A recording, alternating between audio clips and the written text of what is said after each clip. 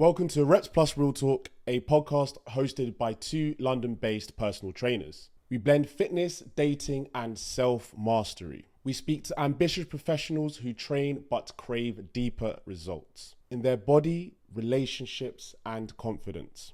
Through honest conversations, expert insights, and real-world parallels, we help listeners level up inside and out, turning your hard work into results. I'm one of your hosts, Audace, and we also have... I'm Mark.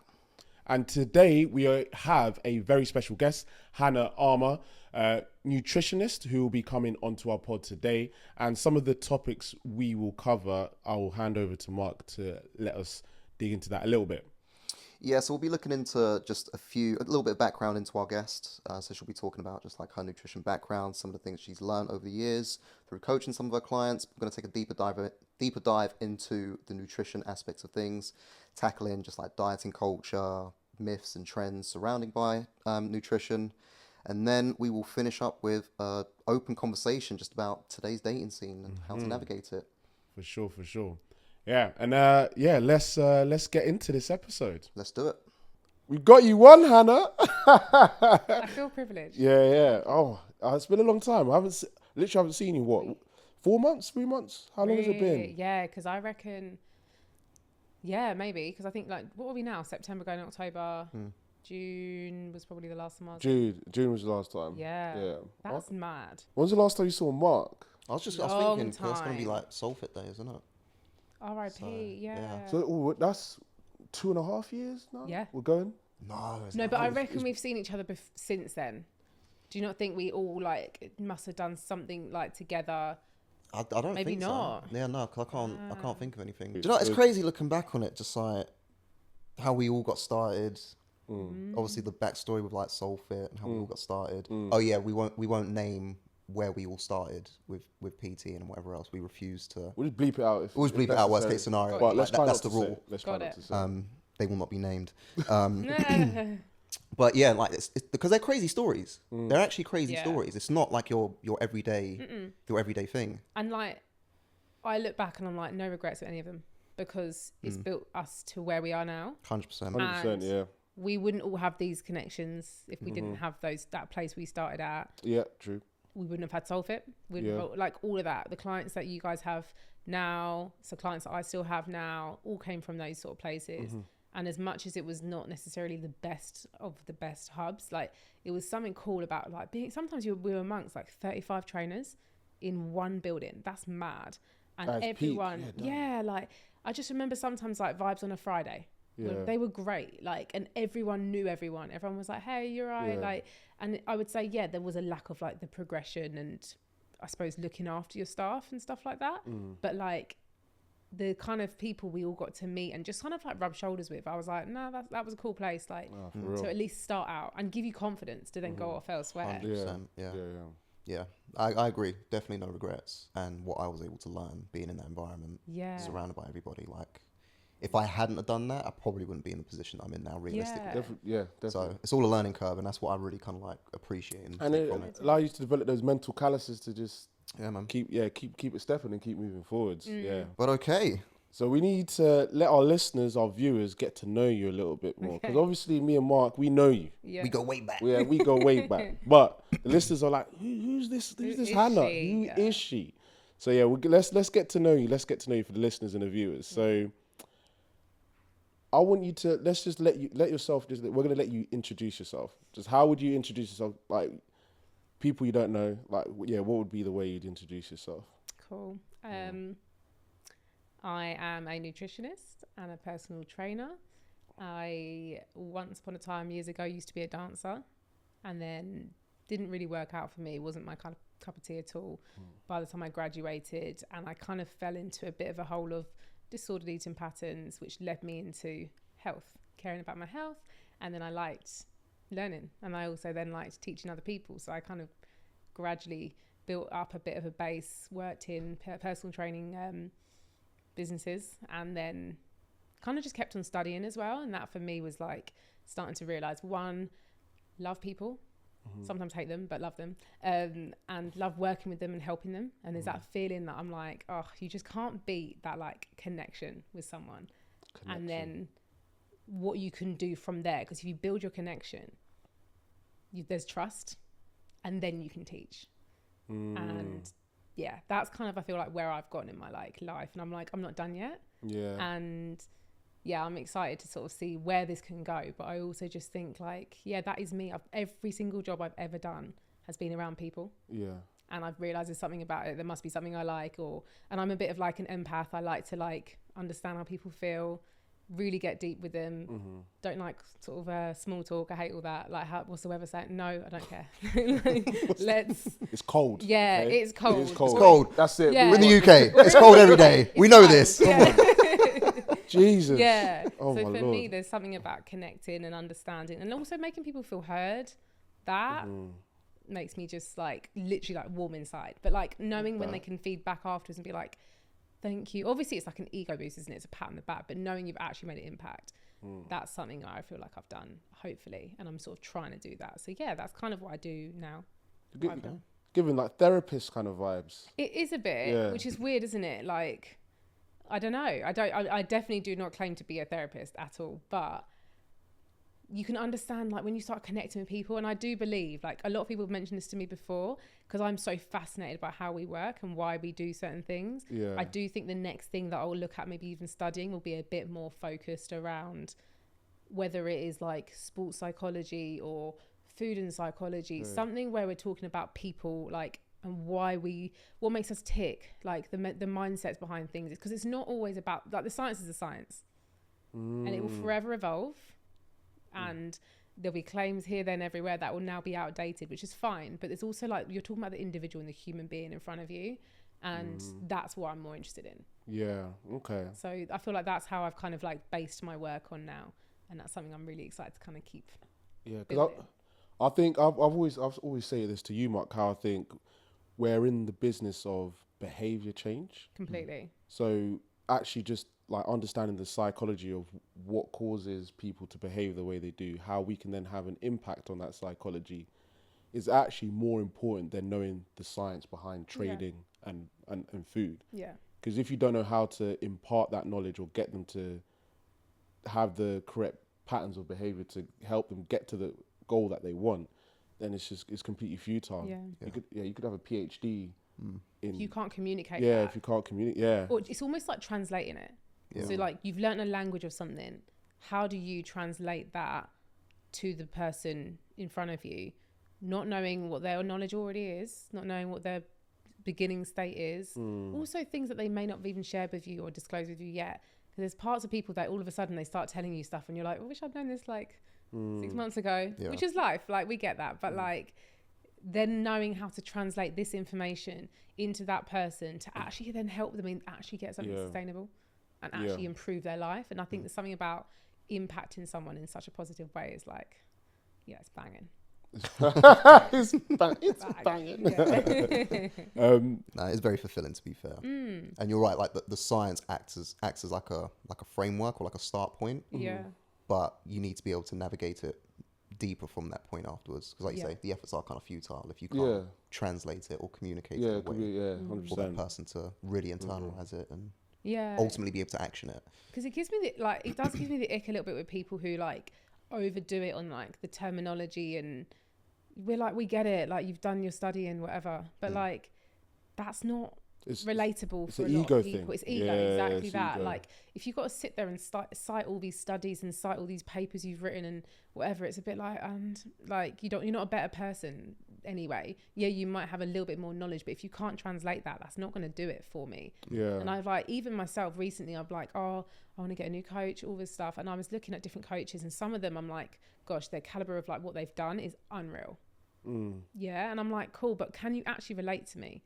Because otherwise I'm not interested. Like if you can't sort of understand if I'm not feeling my best, and you can't sort of relate to me and sort of give me a little, even if it's like a little boost, or have to have a hard word with me and go, come on, like get it together, then I'm not interested. Like you can sit there and have all the papers and know exactly what everything means, but it's like most of the time it's all kind of simple anyway. But I think when, especially when you say you were looking for a coach, we're in an age where we have access to all the information. If you're clever enough about how you go about getting your information, we actually have all the information that we ever need. So when you're looking for a coach, you're just looking for somebody who you can connect with and that you know is going to motivate you and get you to a different place. First of all, I just want to know if you've got the baseline level of knowledge, but after that, just you've got to be able to motivate me. You've got to be able to like understand me, know how I work, so you can get the best out of me. Yeah. And that's what I want to know about you. Do you have the facilities to be able to do that for me? And that's going to soft skills and that. Yeah, it's the soft skills. Because just because you got PhD, got all these different accolades, you've won this show, you've done this, you're in this paper, you've written this article, but you actually can't talk to me. It's a waste of time. Yeah, and it's the same for all Like, like say hi to me. Yeah, say hello, like have a chat. I'll speak about my day. Yeah, you know what I mean? I have feelings. You're like, hello. You know what I mean? You know what I mean? It's completely. You're embarking on a relationship here. Yeah, yeah. It's so true. It's the same for even the ones who can build up an amazing big following on socials. It's like, cool, but can you actually work with the person? Because most likely, unfortunately, a lot of them just look unreal. Probably a natural situation anyway, paired with, they've got time to look a certain way. Yeah. And then they're trying to teach other people. And I'm like, but am I actually going to connect with you? And again, I've spoken to coaches before where I'm like, I'd like to work with them. And then I'm like, I'm never going to actually talk to them. I'm talking to either they're so big. They're too big, or they're like talking to one of their coaches, and I'm like, but that's not what I signed up for. And it's those sort of things that I feel like I'm like, yeah, that's not me. So I'm trying to find like my way of like who I am, what I'm trying to like be. Can I? Because it's also hard when you want to obviously build a business as well.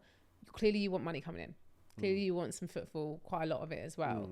But if it gets too much, you've lost that quality of that connection. I think you have to change your product at that point. You do, yeah. Yeah, you have to change your product. And it's like, I don't know, it's no longer one-to-one. You're not going to get contact, with me. But then the type of person that's going to work with you is just going to be like just checking in to make sure that they're ticking the boxes. Yeah, and that's some people like that. Yeah. But some people really need more.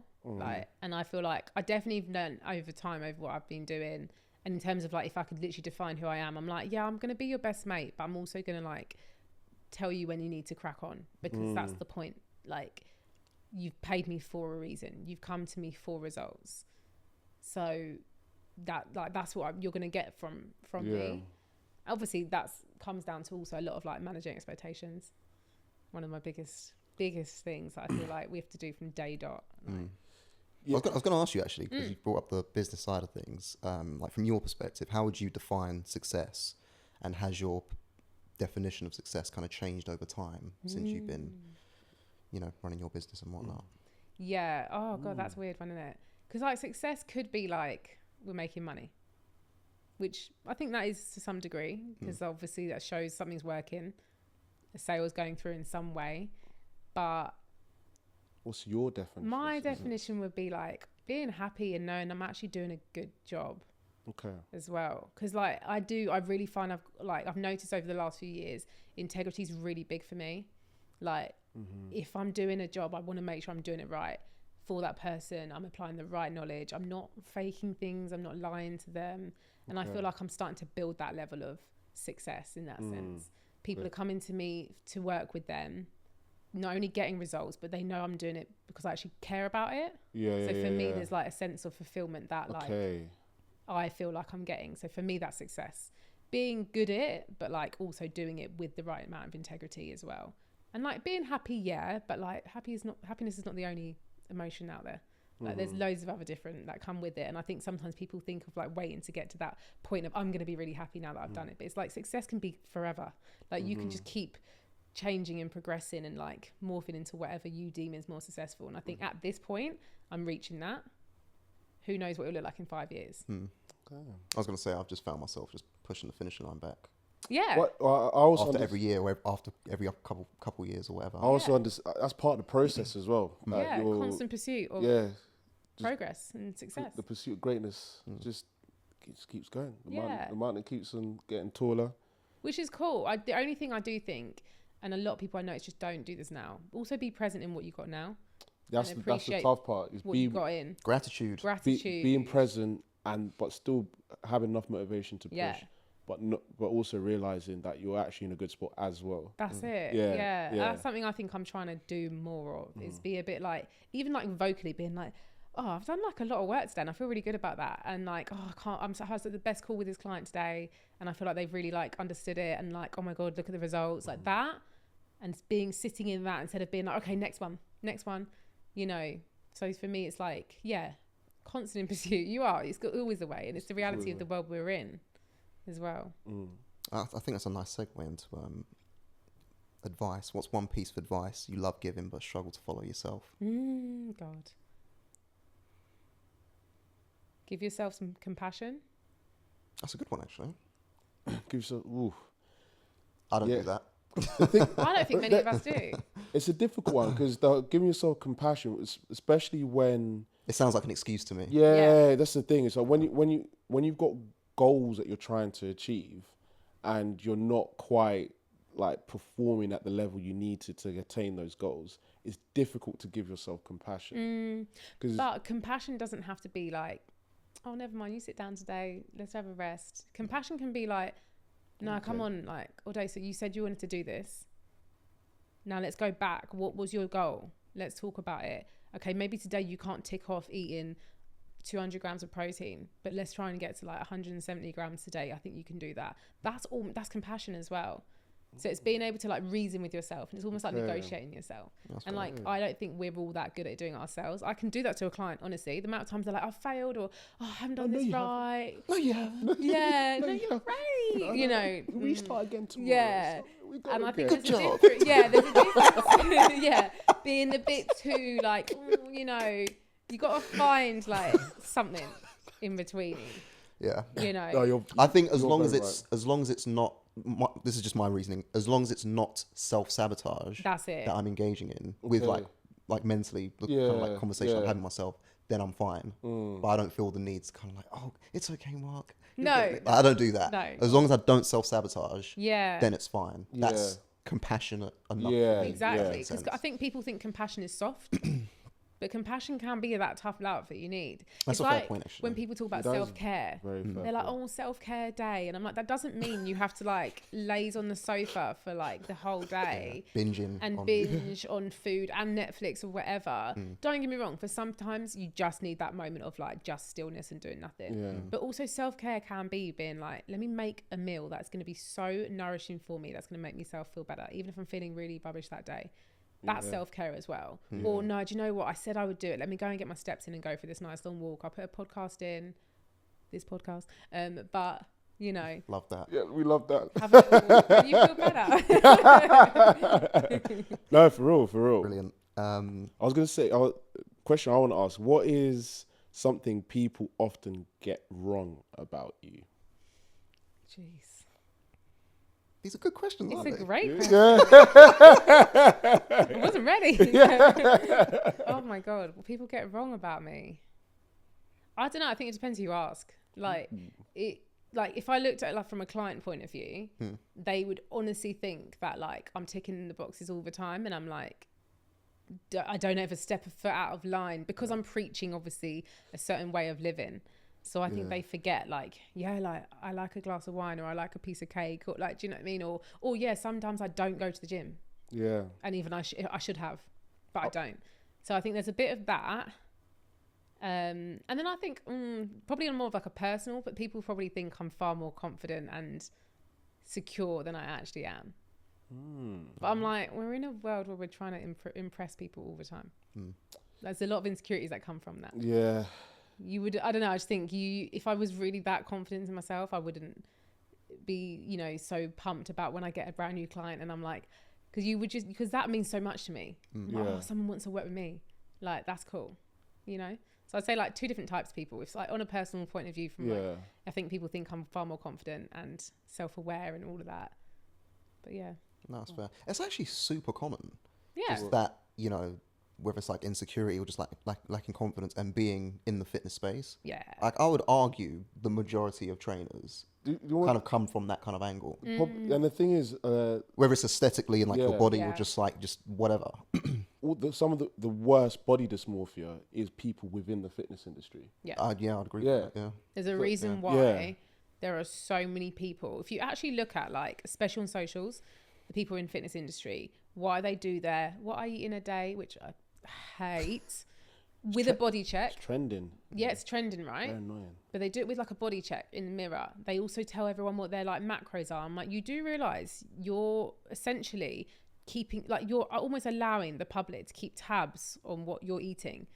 So it's a sense of accountability that they've opened up because they have so many insecurities where they have to maintain this image the whole time. So it's if they tell everyone they're doing it, obviously people lie, we know that, but that I'm like, yo, you're insecure. Like, you should be able to just be like, I'm just doing me without having to tell everybody what you're doing.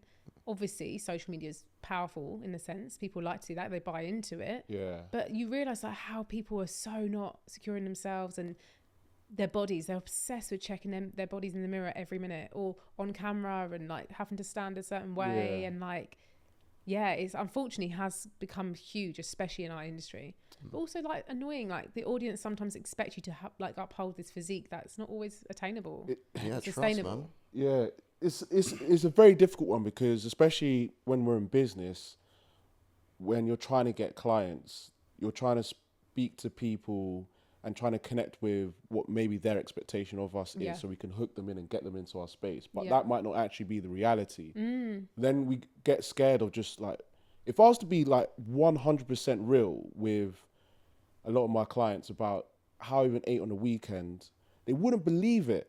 But I love that. They'll think I'm a fraud. I actually think I'm a fraud. Like, a lot of people look at me and especially when they see the way I train, they're like, oh yeah, this guy must be doing some madness. Like, he must be eating some like ultra lean protein. He's found a new level. He's found a new lean protein that we don't have access to. Yeah, what's your secret? What protein powder? What is I get that in my gym all the time. What protein powder? I'm like, yeah, that's the reason why. It was the protein powder. Day in, day out, it's not to that one bit of protein powder. That's where you've been going wrong for the past 17 years, my bro. It was your protein powder. Yeah.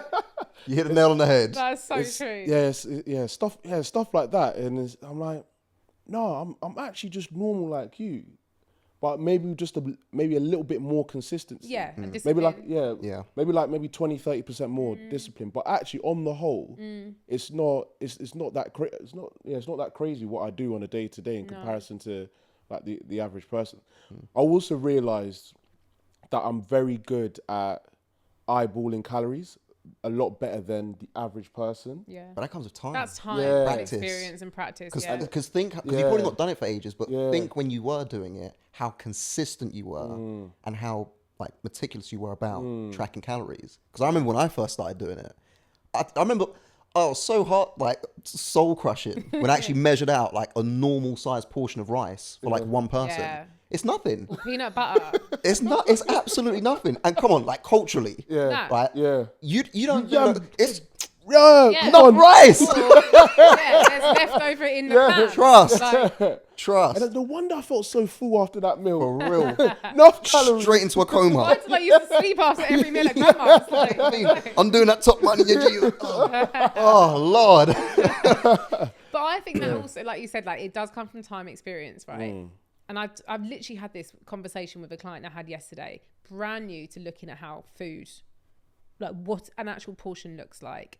Not trying to get them to be so meticulous about weighing and measuring everything, but just to understand what that looks like. And I think it's a whole new learning curve for them. Whereas I'm like, you've probably done this for quite a long time. I've definitely done it for years. So you do get better at eyeballing. And also I just think there's a level, I think, to the game when we're in it. You know deep down what's right for you and when enough is enough. Like I can tell now if I enjoy like an indulgence like for the weekend, I actually get to the point where I'm like, I don't want any more. Like I've kind of gone past it because I'm so used to eating to my best and moving my body and like feeling good. I know what I feel like when I don't do that. And I think that is something where we've kind of like just made such a disciplined sort of routine for ourselves. And even if we're not even hitting it that hard, like it's still more than the average person. To other people. Do you know what? Just to kind of piggyback off of that, I don't think people actually realise how shitty they feel until they actually engage in some healthier habits and then kind of have like another reference point to compare it to. Because it's the exact same thing. Like when I binge now, in comparison to, I don't know, when I was binging like 10, 15 years ago or whatever, it's, you feel gross. Yeah. Like you actually just don't feel right. You don't Yeah. feel normal. You feel sluggish. Yeah. Even like sometimes like my skin, like I might get like spots that will break Yeah. out. I'm like, what the fuck? I've got beautiful skin. Like, okay, don't do that again.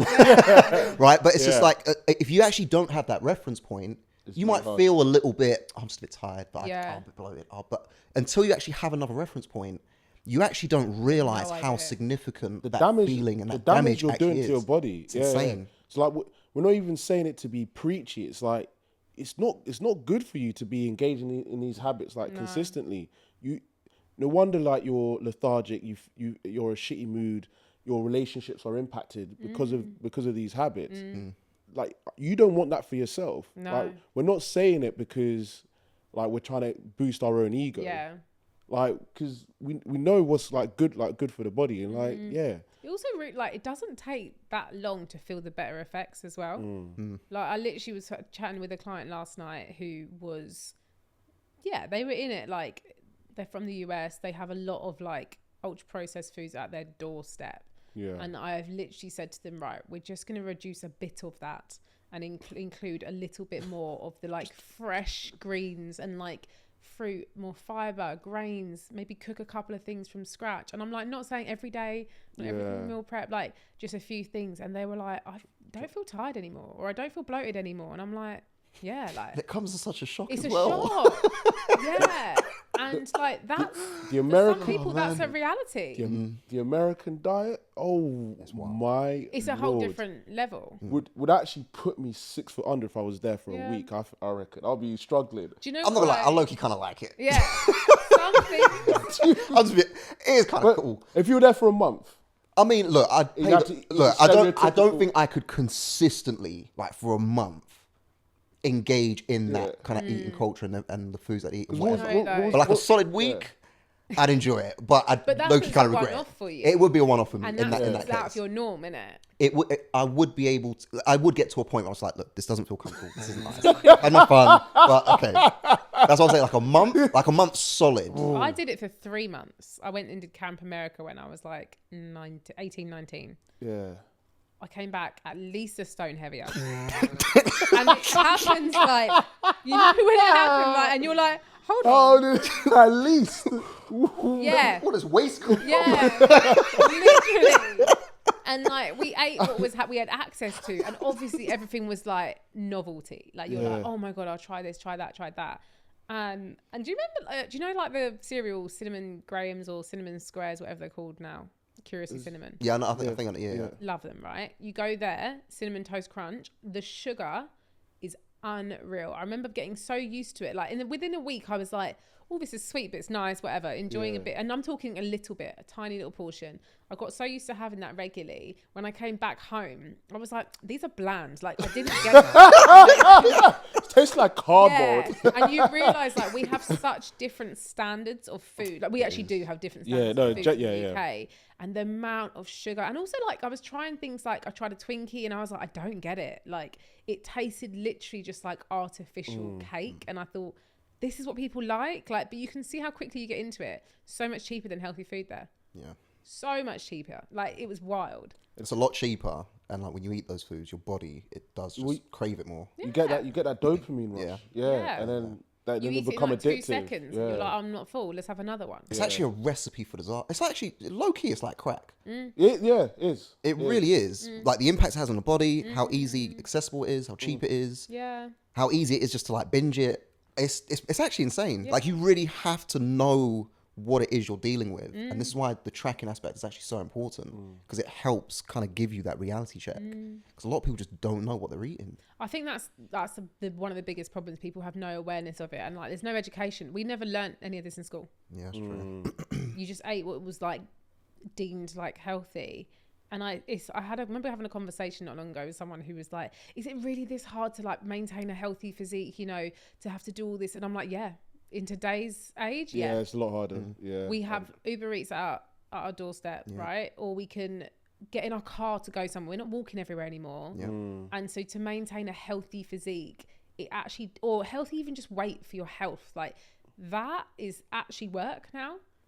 you're going against the norm. Yeah. To achieve that lifestyle. Yeah. And then everyone's looking at you like, yeah, you weirdo. Like, what are you doing? I'm trying to be healthy. You're just okay? trying. Trying to survive. Like, I'm and just it's- trying to live. Trying to thrive, my man. You know what what I are you mean? doing? I'm like my best. Yeah, Come jeez, on. I'm happy. Like, Yeah. what are you doing? Yeah. But Goodness it is. sake. It's a lot of effort. Yeah. And like, it's like there's a meme where it was like, I might just quit my job so I can just focus on getting my protein in. Like, and I'm like, it probably actually is that hard. Is it that deep? Yeah, in the beginning. Yeah, in the beginning stage, it is. It's when If I, it's not what you know, like, Yeah. that's hard. yeah. And Whenever I give my clients their protein target, that's always the first point of resistance. Yeah. The tracking, they're like, okay, I'll give it a go. But when they realize how far away they are from their protein target, Yeah. it's just like, yo, there's no way this is possible. yeah. There's just no way. Yeah, it's so wild. Nah, isn't I it? don't want abs. It's fine. Yeah, yeah, I'll just same go way. without. Yeah. Right? I'm like, look, I understand. Like, it's a big shock to your system, but if you just put this system in place, do this, do Yeah. that, make some small adjustments and tweaks, you will figure out a Yeah. way. And it's just being patient enough to just trust that process. Yeah. And now you look will at get to us, figure it out. like years later, I kid you not, if I don't hit like 100 grams of protein a day, I'm like, that's weird. Like, because it's easy to even think about, and that's my like minimum I would probably go. Yeah. So I'm like, that's because it's become so habitual over time. Yeah. Before that probably wasn't a thing for me. Probably genuinely did take some work and thought process behind it, and a bit of prepping and a bit of planning. And not everyone has that time. I get it. I But think I learned, it was in uni where I actually learned, I was like, okay, I want to get this physique, and I knew I need to get X amount of protein, X amount of calories. Sat down, I was like, okay, these are going to have to be my meals. I know how much protein's in this. You work it out. And then for me, it was just a case of just rinse and repeat. And then once you just spend a little bit of time understanding the system and then repeating it. But one thing that I think a lot of my clients struggle with is they hate repetition when it comes to nutrition. But then I'm like, but that will make your nutrition a whole lot easier and you'll get to your goal faster. So I'm like battling their need for variety over the result they actually want to get. And yeah. it's funny, isn't it? Like, because variety is good for some things.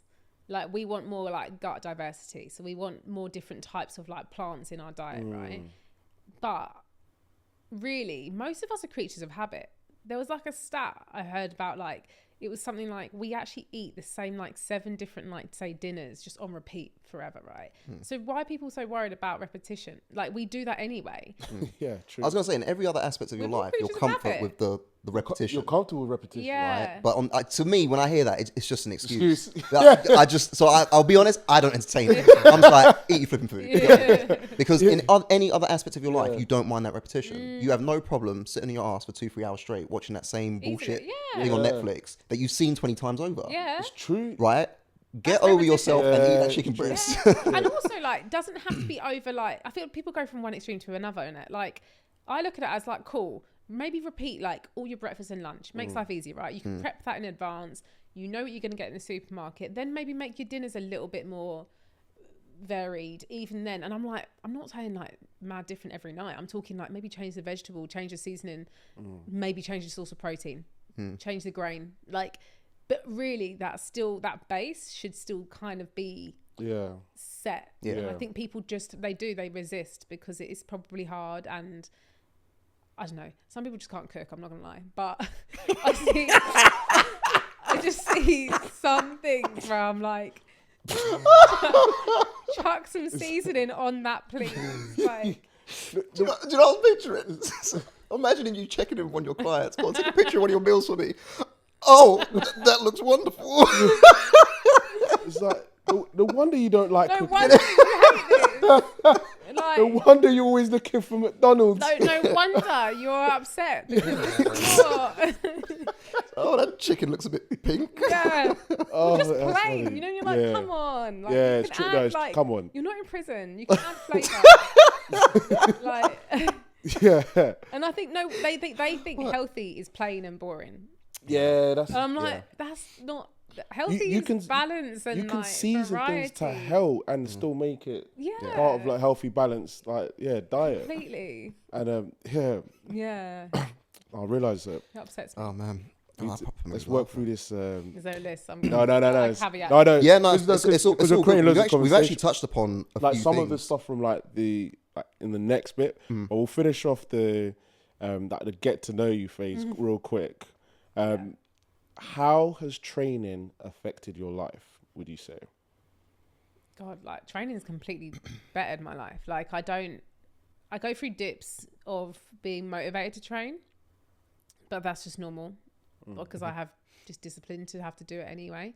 Feeling strong's great.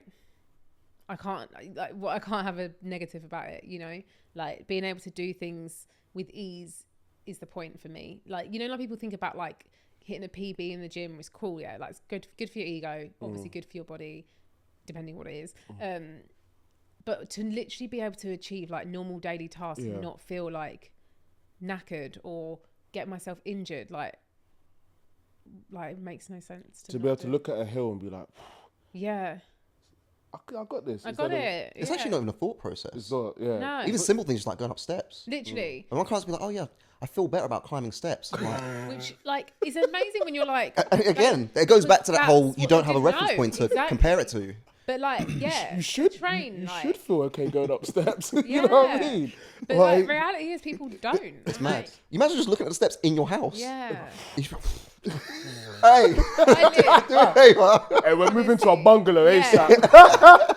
It's hard. Like I live like at a ground floor flat, right? And you have to go down loads of steps to get to ours, right? But so when I go up to work or go to my car, I'm climbing 3-4 flights of stairs every day. And it's amazing when people come over, they're like, oh, you got a lot of stairs. And for us, it's just normal. So you wouldn't even think about it. I have to get to my car, so I'm going to go up that way. And I live like in like... I need to get food. Yeah, I've got to get food. So got to figure it out. And it's amazing how like I live in a very hilly area. So walking is a hill every day. Yeah. Every day. And you just get used to it. And I'm like, because I'm fitter and stronger and I train enough, that's not... That doesn't feel like training for me. That's a leisurely walk as well. Yeah. Yes, I can make it harder, whatever. Like, but yeah, training is like, and I feel like there's something cool about like, being like known as the girl that can lift, or being known as a girl that cares for her health. Like it's cool. Like I like it. Makes me feel good. Fair. Yeah. Oh, fair. Last question is, I think you covered it a little bit, but I'd like to like round it off nicely before we go into our next bit. Is why do you coach, and what's your mission with coaching people? I'd say connecting with people. I just enjoy it a lot. That moment when you have that like light bulb, when there's something you've repeated time and time again. Eat your protein, get your steps in, eat your vegetables, get some sleep. All of a sudden, when they start piecing everything together and they actually apply it, that moment when you see that light bulb go off and they're like, oh, I'm actually getting results. And I'm like, yeah, no. Like, that's how it works, I told you so. I'm a genius. Yeah. People do. They look at you like you've discovered something mad. And I'm like, I have not reinvented the wheel. I promise you that. But that feeling's really nice. Because you're like, it's happening, it's working. And again, I've learned how to translate that. Yeah. And figured it out. That's why I love it. And also, just making a really positive impact on someone's life. Like, I don't see how you can get worse. There are obviously things that can go too far the other way. Obsession, over tracking, stressing about anything, or not being able to let go a little bit. Yeah. But I'd like to think I never really get anyone to that point as well. But yeah, that's probably for me why I love it. Oh, that's fair. Yeah, Yeah. nice. I was going to say, let's start getting into more nitty gritty So those, nutrition topics. Yeah. Should we start with fasting? yeah. Because we just through talking, we've kind of like touched upon a few things. Yeah. But your thoughts on intermittent fasting? Because obviously these are kind of like trendy type bits and pieces. So just what's your opinion on it, or what's your stance on the matter? What do you kind of do and say when your clients like come to you about it and trying to do it? I think my first thing would be why. Like, Fair. it's like, Fair. what's the need? If they don't like eating breakfast, then you're already fasting anyway. But it's when people think they've got to change something in their lifestyle and do that by fasting. I'm like, but why? Like, what are you trying to gain from that? And I don't think I think for most people, they benefit from eating breakfast. And that can still be late. It can still be 10 o'clock, 11 o'clock if that's really what they want. Because I always think when you're fasting, you've missed another window of opportunity to get in nutrients and protein. Yeah. And literally just like healthy fats, like all these things that we do need more of, and we are in a world we're not getting enough of certain things. So if you've taken one meal out, what is then happening? Where's the other stuff coming from? Or what does it do for the rest of your day? Because people do this thing, I fast, and it's like your first meal then looks like 1,000 calories of like just absolute indulgence, and you can't get enough because you're so hungry. So like what benefit does that have? I think with the whole fasting thing, because people get sold fasting is the answer to their fat loss goals. Yeah.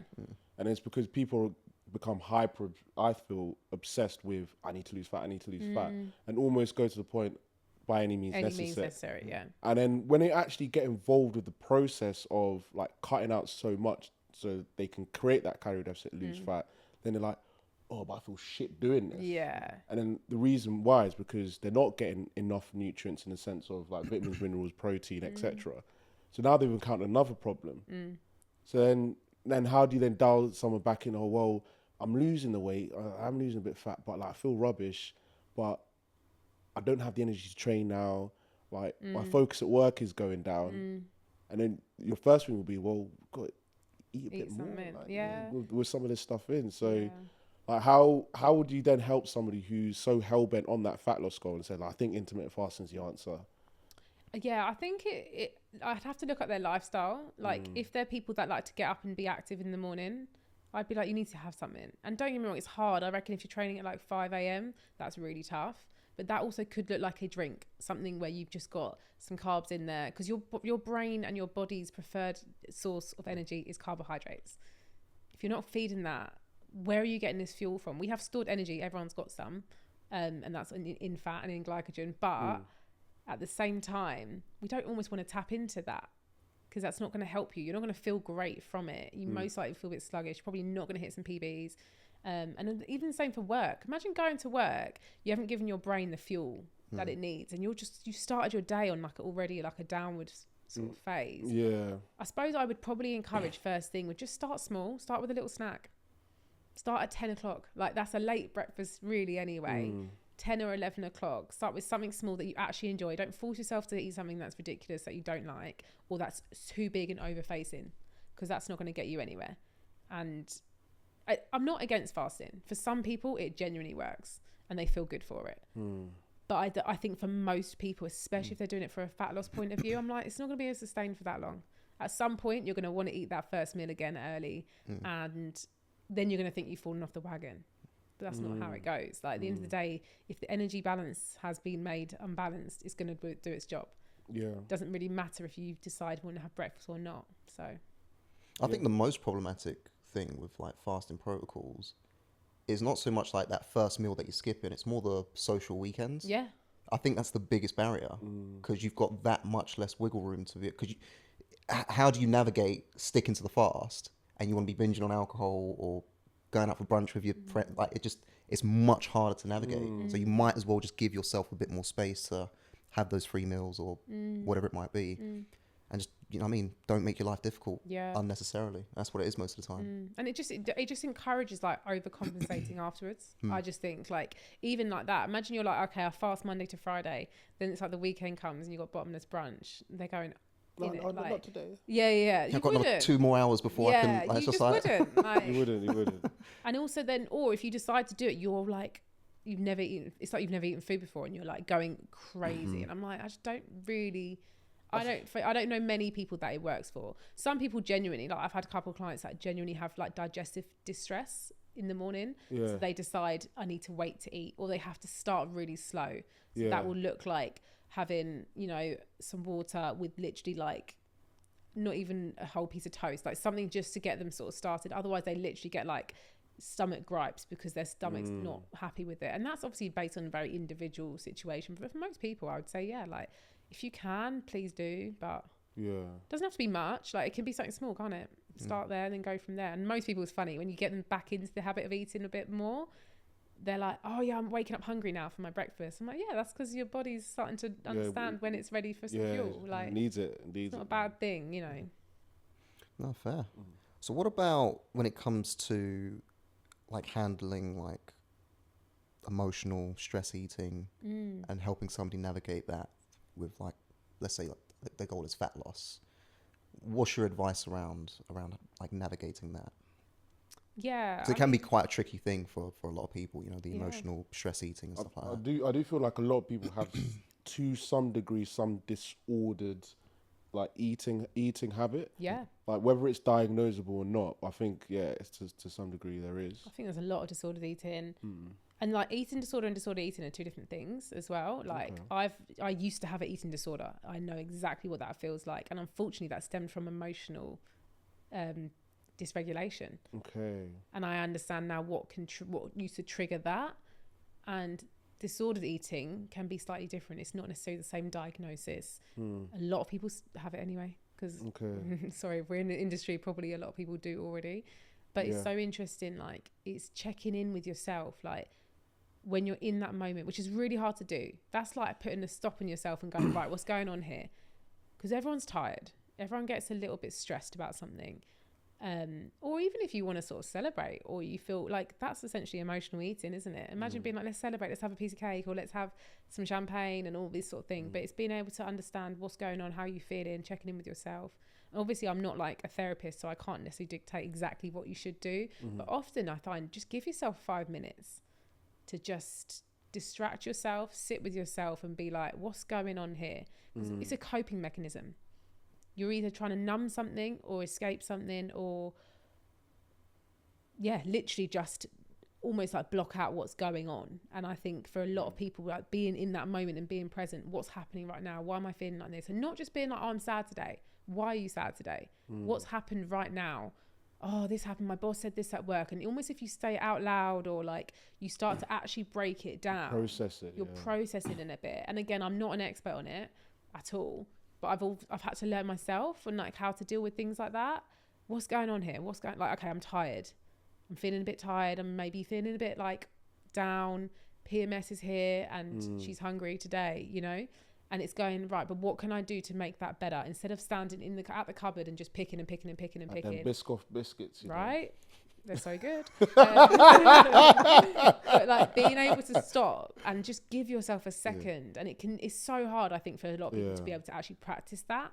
But just, even if someone has to literally put on your Biscoff jar in the cupboard a post-it that says, stop, what's going on? Yeah. Because you're reaching for, you're doing it. Everyone knows they're doing it. Don't get me wrong, when I was suffering before, I was almost like you were in a trance, but I did know what would start it. Yeah. So I had to start being like, what's going on here? Okay, maybe I'm feeling a bit, insecure. I'm feeling a bit sad. And like, what can I do it's finding something to cope that isn't food, which is really hard. Because I think a lot of people don't know how to find anything. Like, most people don't want to talk about anything. Yeah, so it's, food, TV, drink. Scrolling on social media. Yeah. It's all the same. Like, it's everyone literally... everyone has their different vibes. Yeah, people don't realise it is, because it's like, oh, yeah, just sit on my Instagram and just scroll through. That's the same thing. You're like almost like trying to stimulate yourself again. Like, it's weird, isn't it? Like, and you just numb yourself into this, like, I'm going to just scroll and scroll and scroll. Half an hour later. It's kind of crazy, isn't it? Yeah. But that's the same kind of thing. And it's being able to check in with yourself, which I think a lot of people just can't do. Because we live in such a fast-paced world where it's like your attention's being pulled from all different angles. The ability to actually, pause and sit in the moment is actually a skill which has become harder and harder. I think. Yeah. But even like that, just even that word pause, maybe that's the best way to put it. If someone just said to themselves, just pause, and you had 10 seconds to just think for a moment, clear your head, what's going on? And then that might even just be the one thing that helps you just really like, okay, this is going on. Yeah, because I think you're right. We've got so much going on. Got all these different tabs. Like, I feel like sometimes my brain's like all these different tabs on my computer. The amount of tabs I've got is actually unhealthy. It's insane. It's ridiculous. It's never ending. I'll open another one. Yeah, exactly. I need to dampen this down because it's so I guess just to kind of like continue on with that, it's probably a good idea to really be, I guess, present. Because I have a habit of doing this. I'll eat and work at the same time.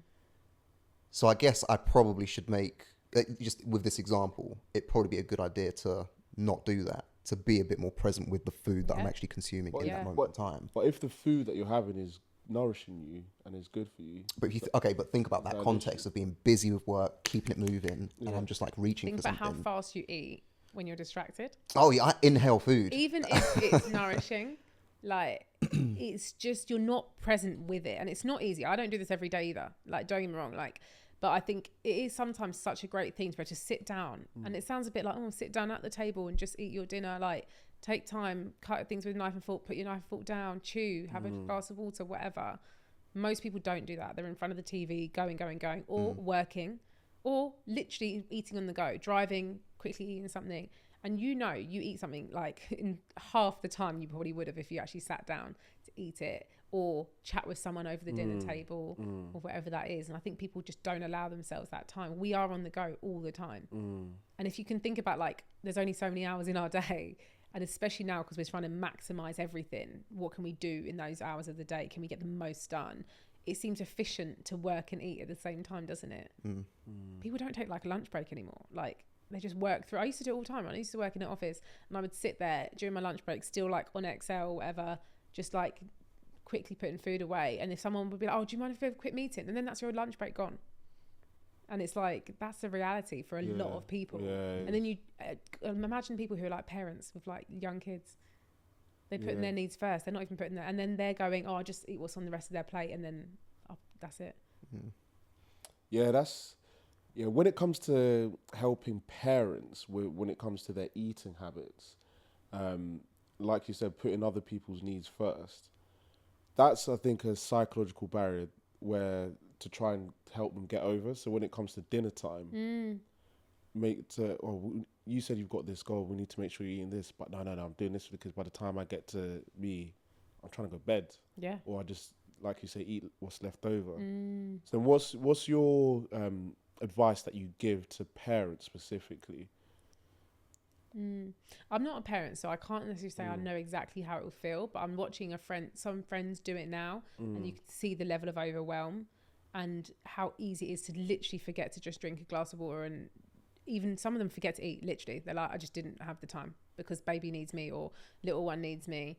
And I think the one thing, it can be hopefully something they do as obviously baby gets a bit older and they're actually getting weaned on food, is also try and eat what the baby eats. Like, you cook them what, you know, you're having, and hopefully you're trying to make it healthy and balanced. Yes, obviously for like young kids, they don't need to be having as much salt and certain spices at that point. But overall, if they can they can start to see what you're having. Kids learn from what their parents are doing. Like, so if mum and dad are eating the same foods, then you know it's good for you. So then it's like cutting in half all this time of like making 3 different dinners every night. That's ridiculous. It's too much. You're adding too much to your plate. And it's like, really, don't get me wrong, I'm sure it's very difficult with young children, especially because they go through fussy phases where they just don't eat anything. It's the picky eating. It's the picky eating, which I think is just a phase. Like, it's hard. But, and I'm not a parent, you can set that standard from the early stages as well. Like, some parents, I think, go so into those like pouches, which we've now discovered have like no nutrition in them, right? So when they're getting like their babies into eating food, if you get them introduced to like a variety of different foods and flavors and textures, you are like setting up their like literally their gut health, but also their understanding of what different foods are. And it means they understand different varieties. Then it starts to become, we're all having the same. And I'm like, I can see how that would be far easier. And I think also like the whole picky eating thing, I've definitely seen it with some friends who've got like their 2-year-olds, and I'm like, that looks like hell. Because they're like, yeah, all of a sudden they've just decided they just don't like peas, and you're like, but I'm like, it's probably just a phase, and they really do get out of it, or they don't. Like, it depends if you want to give in or not. I'm not gonna lie, I think I grew up in a bit of a like, well, if you're not having that, you're not having it. You ain't eating. That's it. Like, when I hear stuff like, I'm just like, yo, I'm sorry, do you pay bill? I don't think so. You're gonna eat this food. Otherwise, you're going to bed hungry. Yeah, I didn't get that choice. All these 2-year-olds want this luxury. Choice. We didn't have that. There's no choice. My parents were like, great. They gave us lots of lovely stuff, but like also like, yeah, they weren't making 3 or 4 different dinners. Trust. And they were just like, if you're not going to have it, like, who's got time to make 3 different dinners? That's wild. People do. Honestly, it's insane. And then I think, God, you're adding another thing to your list of jobs. And to they're do. already busy at work. Busy. Trust, that's not happening. Crazy. I'm not adding that to my to-do list. No. That's no. Yeah. You better eat. Yeah. Little It's man, you not, better eat. isn't it? Eat what everyone else is Good having. food. It's nourishing. Yeah. Like, there's no reason why you can't have No, it. and it's the thing. It's really hard because I've worked with quite a few people who are parents who like want to try and achieve things like fat loss. And what I've worked out with a lot of them is, okay, there's a massive chunk of your day your children are at school and they're not with you. So you can control that narrative of what you're putting in your mouth then, because when it comes to dinner time, it's probably quite nice to have a nice little, like, you know, sitting at the table, everyone eating the same food together. Your child will definitely pick up on it if they're like, Mum, why are you not having this pasta? Or why are you not having, or why are you putting that on a scale? You don't want your child to be seeing you weighing every bit of your food. It's not starting them in the right way at all. Or understanding that, like, Mum's on a diet. Why don't we have, like, Mum's eating the same as you? Yes, we can control the portions and you can sneakily add in more vegetables here and there, but also do it for your kids too anyway. But, like, why not control the narrative for the rest of the day when you know they can't even see what you're eating anyway? That's fair. That's so very you good can point. choose to have foods that are a little bit more aligned with your goals during that period of time. So at least you know you're nailing it. Like, I literally have a client I'm working with. She lives in France. So butter and cream is in, like, everything, and it's just standard. And she's like, this is hard work. And I'm like, yeah, it is. Take it out. Yeah. And she's like, Take it out. No. so good. For real. It's so hard. It's not helping. No. And she said it. She was like, it's not helping. And I said, well, you're right. You've got a family. She's like, I want to eat the same food as my family. I'm like, of course you do. But, like, what are we going to do here? Because we can't be having that much butter and cheese and cream and all of that all the time. And she's like, had to figure out, we've got a routine where she actually enjoys tracking calories. So I'm saying, right, you're going to track calories from your breakfast and lunch, and you're going to try and hit this calorie goal and this protein goal. Then your rest of your day, I've worked it out, she's probably going to have quite a few more calories, and that's your dinner then. And then you enjoy that, and it becomes normal life, and her kids have no idea. Yeah, fair. So I quite like that, but Yeah, it doesn't have to be perfect. it does not have to be perfect. If you can just put yourself in that overall majority in favour of progress, then you're fine. You start making progress. And just to get to that point, it actually doesn't require that much effort, No, or it's not that at much all. change. And it's just getting people to kind of be a bit more comfortable with that and understand that. Right into it. And once you're seeing progress, that's it, you're golden. Just keep that's the turning up. problem, though, don't you think? People want to see the progress now. They want to see it quick. Like, Quick. There's a huge disparity between what they want to achieve and what they can in a specific time frame. I would argue, if you follow the advice from day one, the progress is relatively quick. You can notice a change, a relatively significant change in 2 to 3 weeks. Like, your energy levels can change drastically in that time frame. But people, this is where, like, the whole managing expectations, like, when I start with people, I'm like, okay, if we fast forward to 6 months down the line and you're still working with me, or you finished working with me, what would make you feel really happy that we've done in that last 6 months? And they usually give me a bit of a, like, oh, I lost X amount of weight, or I've dropped this dress size, or my skin is clearer, and all that stuff. And I'm like, okay. And then what I try and explain to them is, like, okay, you want to achieve this much in this much time frame. Let's be real, that's probably not going to be quite realistic. We'll probably get to this much. Like, and then it's setting their expectation and being okay with the fact that, look, it's going to be a bit boring. It's going to be a bit boring, a bit monotonous. And yeah, in the first couple of weeks, we're going to see probably quite a big whoosh of like change. I actually usually quite encourage that because I think it gets them in. And Yeah. buying, And as long as it's not too, whoa, this is absolutely mad, like, life change, but like a little bit less than what I think they could be eating over time sustainably, because the buy-in's huge. All of a sudden they're like, whoa, this is working. And then I explained to them, yep, in the first few weeks you're going to see a little bit of a dip really fast, but then we'll kind of just graduate into it. And as long as you're setting that expectation with them, they should be okay with it. Obviously we're human beings, and we'd all be lying if we said we didn't want to see a result quickly. Like, day one of your diet, still checking are the abs are coming through yet? Like, it's not how it works, but we would all love that if that was how it worked, but we wouldn't be in the job we did. We do. Yeah.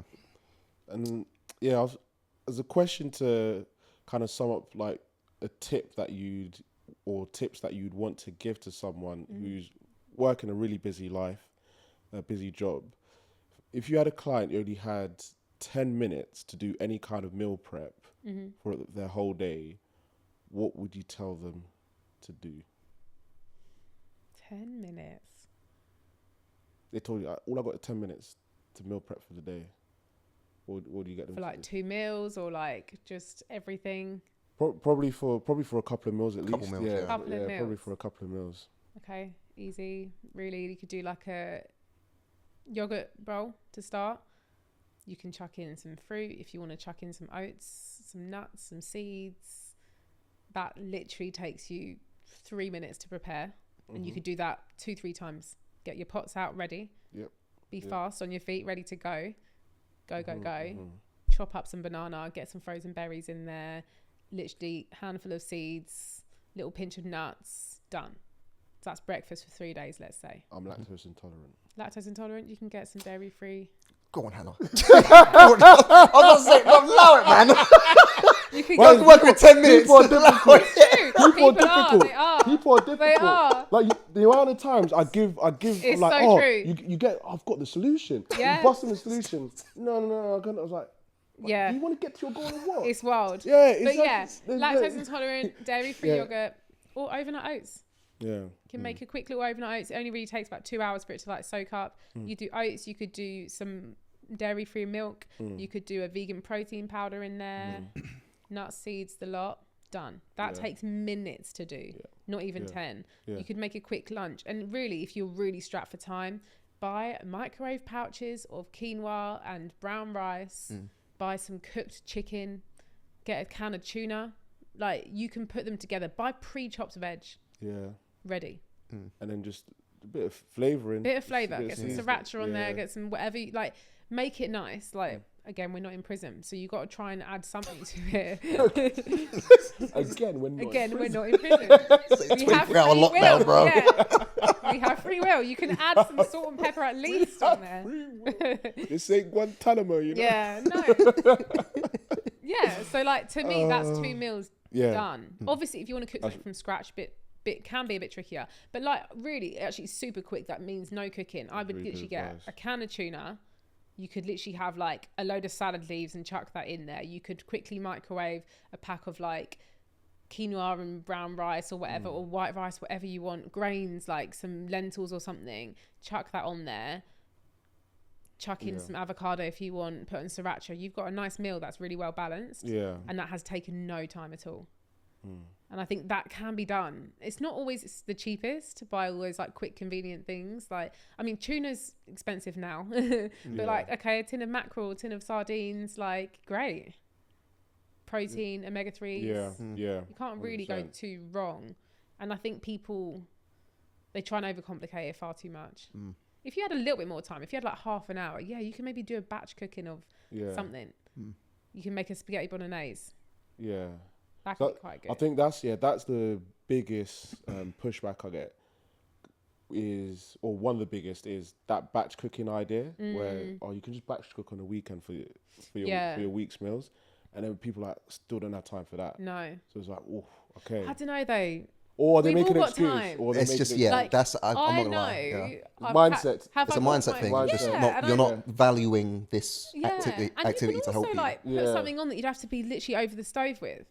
You can put it in a pot and put it in the oven or put it on the stove for an hour to just slow cook, or put it in a slow cooker. Like whilst you watch Married at First Sight or whatever you're watching, so Let's Go Dating. Like So you Let's can Go do, Dating. Yeah. Like I don't know. I do. Don't get me wrong. There are the odd few, and I'm talking not even a 1% that I think who really don't have time. Yeah. Fine. Be that person that buys it, or buy meal prep. Like go get a meal prep company to do everything for you, and you don't have to even think. I get it. But for most people, they have time. If you've had enough time, look at your screen time. Anytime someone says to you, like, I don't have time, tell me what your screen time was. Yeah. Tell me what app you spent the most time on. Because if it's TikTok and Instagram, you've had time. Yeah. You know? Like, let's be honest. Found Busted. Yeah, yeah. 4 hours 4 for hours. Instagram. Yeah, like how... Are you an influencer? Yeah. No. You've got time. Sorry, no, you have time. You know You know, Oh, and man. you could literally like put Yeah. some chicken Yeah. in the air fryer or in the oven. And that even just that, and I think that's what people think about meal prep. They think they've got to make these all like gourmet meals ready to go in their Tupperware. Like sometimes I have time for that and I really enjoy it. And other times I'm like, no, we're just going to prep some protein this week.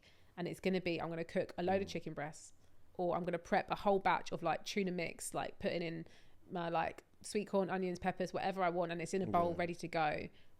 That is I think it's quite easy to do, and it doesn't take that long to do. Or prep some carbohydrates, like cook up some potatoes to reheat later on. Cook up some rice, cook up some pasta. Yeah.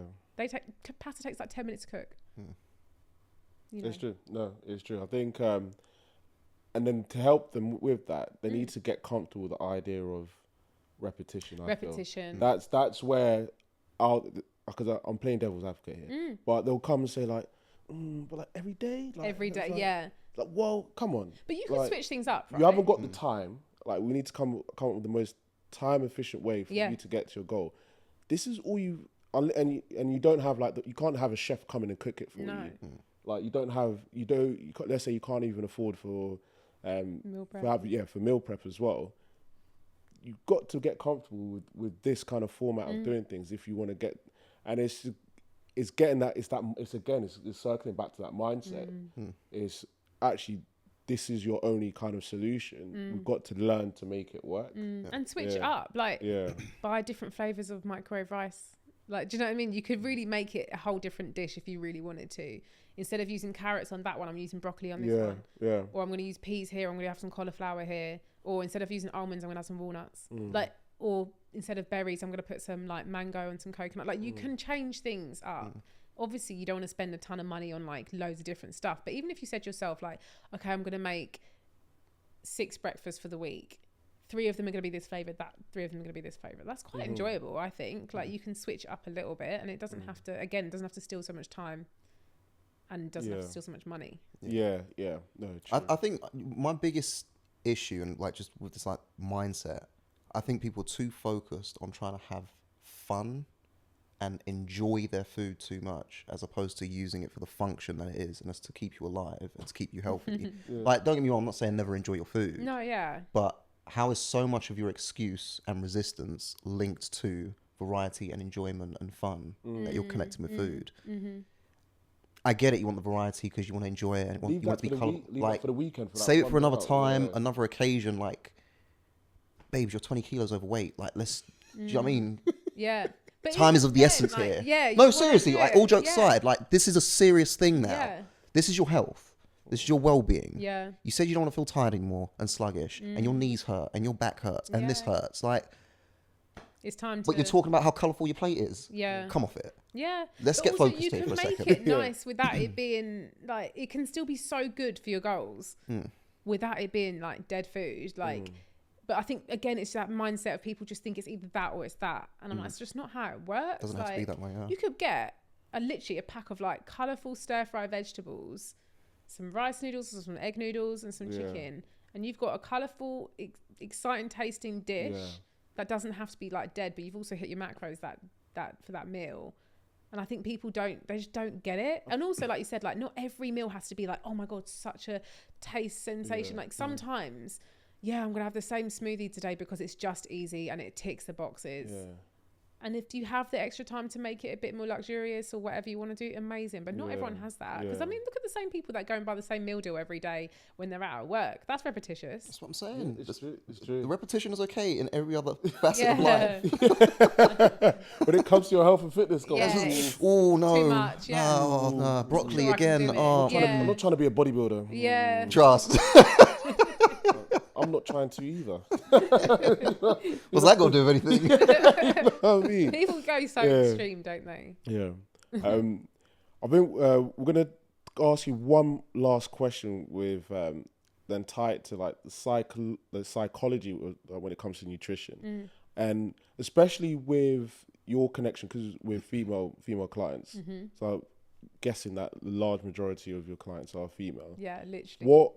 What are some of the biggest psychological barriers you find, like, specifically with your female clients, and then how, like, you help them overcome them? Some people, like, genuinely don't believe that they can do it, like, because they've been so far into you know, essentially they're almost weirdly comfortable with how they've been feeling for so long. And I can see it in a lot of females where they just don't quite believe in themselves that they're actually going to do it. And sometimes you have to ask the question, like, so in 6 months time, when you can tell me you're going to be 20 pounds down, how do you think that's going to make you feel? And they genuinely can't even think about what that would be, because they like, it's just unbelievable. I wouldn't even get there. Wow. Because they've almost expected themselves to have some sort of fall at some point, and it's never going to get quite back up again, because they've probably really, over time and for history, they've done it over and over again. They've done the same diet, gone back off again. You know, it's just that same cycle. So it's almost like the lack of belief is really, really clear. And I'm like, it makes me sad. That's sad. Yeah. Imagine embarking on a journey and then Almost you don't even believe it. You don't even You've committed to it, but believe, you're not even believing that you actually see success from it. wasting time. Yeah. And I think obviously that's sad, because also historically they've probably not had the support. So they think, oh, I'm going to just be on my own again, and I'm going to just fail again. And I might get a bit further, and then I'm going to just fail again, you know. And that's I've noticed that's really common. And I find that really sad. And I think one of the best things I can say is like, I'm here with you. Like, we're doing this together. And I keep them in check. I'm on their case, and I'll be that annoying person.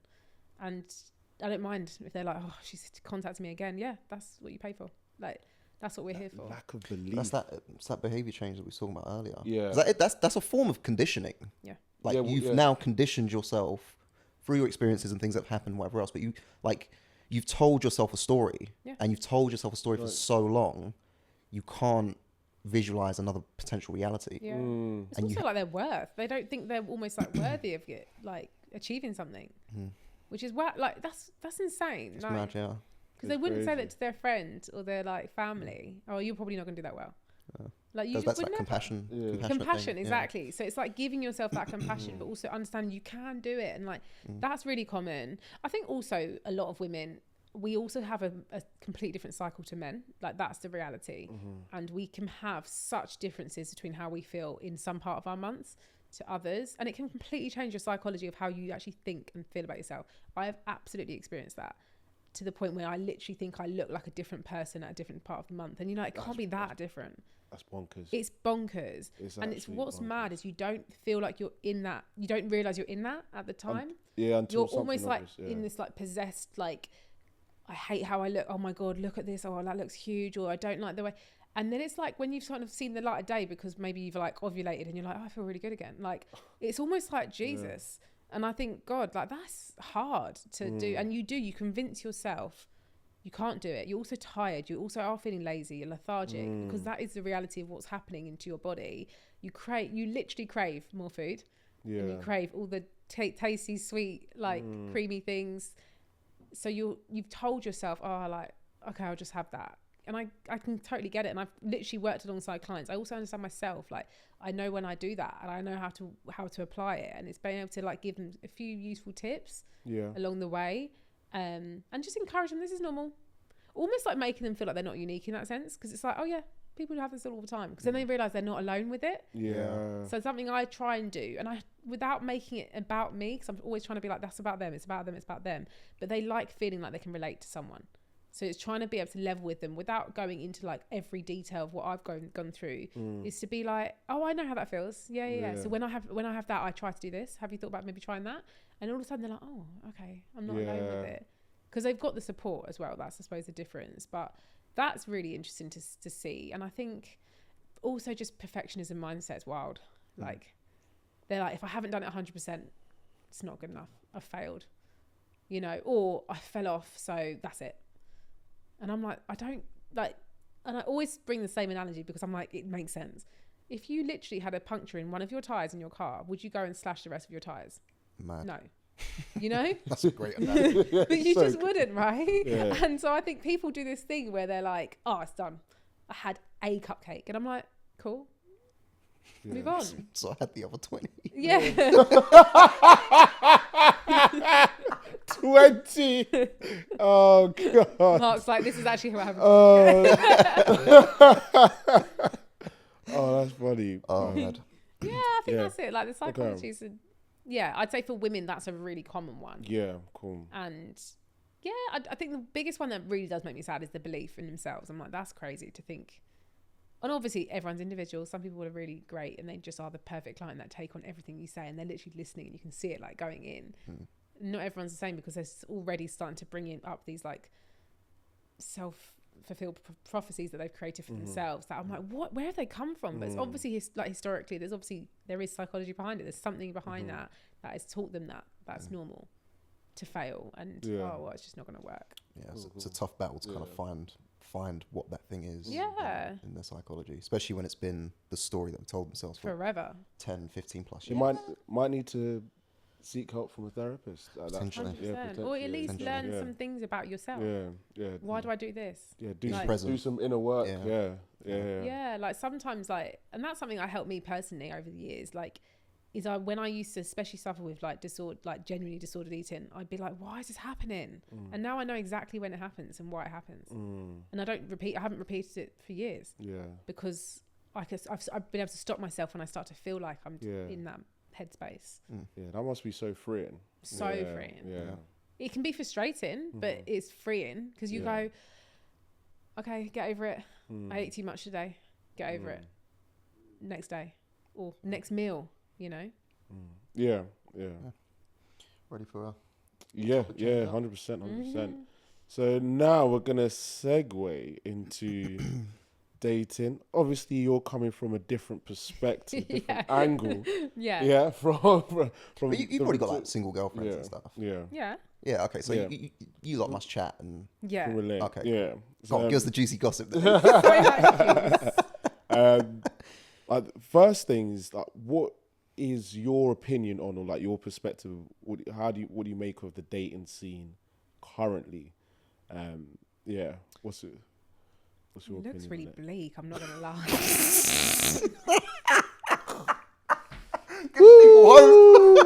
Jeez. Okay. Oh man. No, like it just like, from the friends I know who have experienced a lot of it, I'm like, this is hard. Like, and also we're getting older. Like, that's the reality. Like, I'm now in my early 30s, and I'm like, I can see the pressure for a woman. Oh my God, like that building. And I even have it myself, and I've been in a relationship for like 8.5 years of like, what should I be doing at this age? What should I be doing next? And should I be doing this by this point? And then seeing everyone else getting like engaged or having their babies and all of that. And so you can imagine being a single woman, and you're like, I still haven't met the person yet. And then they have to literally start going back and going, so if I think I want a child by this point, I've got to have someone, and it's like, well, you need a person. You need to find a person. Trust. You also need to like find out if you like them for at least, I would say at least a year or two, you know, live with them for a bit, understand what they're like, what their habits are. How do you know that they can be nice to live with? How do you know you're nice to live with? Like, all these things. It looks rough, I'm not gonna lie. Ooh, okay, that's a great start there. There it is, folks. Fantastic. Full of positivity. To get some more positivity, because you've been in a relationship for a very long time now, what are your tips on going about keeping a healthy, strong relationship? I mean, I'm definitely not an expert, and I'm definitely crazy, and I reckon my partner can definitely attest to that. I was gonna say, call him up real quick. Yeah. Oh my gosh, let me tell you something. It's so boring to say, but communicate. No. I've been saying this. Communication can fix anything with every conversation. problem is fixed with communication. And we've had a fair few of our dips, and the biggest problem every time was communication. It was like, so you have to remember it, like, you're two, whether it's male and females, or is it just two different people, you're two different people coming from different backgrounds, different learnings, different history, and you're trying to communicate. And again, it's like you're talking two different languages, and you don't know how to translate that very well. One wants to just say what they want to say, and the other one wants to say what they want to say, so no one's listening. And you have different styles of communication. So sometimes their communication can actually genuinely offend you, and the vice versa. Or they don't even clock that. That's a level of, even how like they make eye contact or not looking at you when they're like, that's literally offensive, or that can be annoying, or you're not communicating with me, or you're not going after I've ranted on for like 20 minutes. Like, those things, like, it's learning about each other and what each other's styles of communication are, and trying to work at it. And I would say genuinely, like in mine, we've had to do some work on it. Not going to like couples therapy or anything, which I think could be cool at some point in my life, like, fine. But I'm talking like, do the work and being able to have an honest conversation and be a bit uncomfortable about it sometimes. It's not nice to sit there and be like, you know, when you do that, it really makes me feel like this. But once they know, they can be like, I had no idea, you know. Yeah. And the one thing I've always learned, it's like anyone. We could all be watching the same movie and we have a whole different take on that movie. So it makes you realise we can all interpret things in our own way. You need to communicate. Neither are right as well. Yeah. And anything that happens is like, that was your version, that was my version, but here's the truth as well. So every time you've got to kind of be okay with the fact that like, I'm not always going to be right. They're not always going to be right. And how you said this made me feel like this didn't even clock for you. Like you weren't even thinking of it like that. Or that flyaway comment felt like just a comment to make, and that really hurt, you know, for someone else. Yeah. And I think it's just being able to be a bit more transparent. And I think reality is, we said it before, life is going at like 1,000,000 miles per hour. You can get a bit into a routine. And sometimes you're a bit like literally my partner, like he does shift work. So we sometimes are ships in the night and we haven't had a chance to just sit down and like talk for a little bit. And sometimes we're tired. You don't want to, and not say don't want to talk, but like don't want to sit there and have a deep conversation and bring up, you know what, you did this the other day and it upset me and da. Like sometimes it's picking your moments and also picking your battles. Sometimes I'm like, if he can just put that in the dishwasher or like whatever it is, or can those socks just go in that bit? But then I'm like, is it that deep? Not really. And it's kind of understanding which one it is the most important to bring up. I would say genuinely communication. Yeah. And sometimes booking it in, literally. And even if it means we're going to have a date night, but I just want to talk about like, is there anything I've been annoying you a little bit with, or anything that you want to talk to me about? Because we've actually got some undivided attention. Together, because I think it's so easy to be like, oh, there's TV on and you see something like, or we like, I don't know, watching something where it's like it could be even a dating show, and you could see something, a behavior of someone who you're like, they do that, and you can make a bit of a passive aggressive comment about it, be like, yeah, it's really annoying when guys do this, you know, and it's like, maybe just tell him, like, just be like, yeah, you do that. With a like, subliminal message. Stop being passive aggressive, like, and I've caught myself doing it. Like, it's so easily done, right? And they're just there like, what? Like, yeah, literally. Yeah, but I'm no expert, and like, yeah, I would say from what we've learned already, communicate is just everything, and respect each other. Like, listen to each other. You know, that's super important, because that's something like that. Kind of, I told you about the guy I was chatting to, like, relatively. Ooh, tell me, please. Listen, there's nothing to tell, man. I don't want to say. Oh, you're I want to say something mad. Yeah, no, I wasn't. I'm not gonna lie. But respect is actually such a. Let me ask you something. As a guy, would you rather be respected or loved from your woman?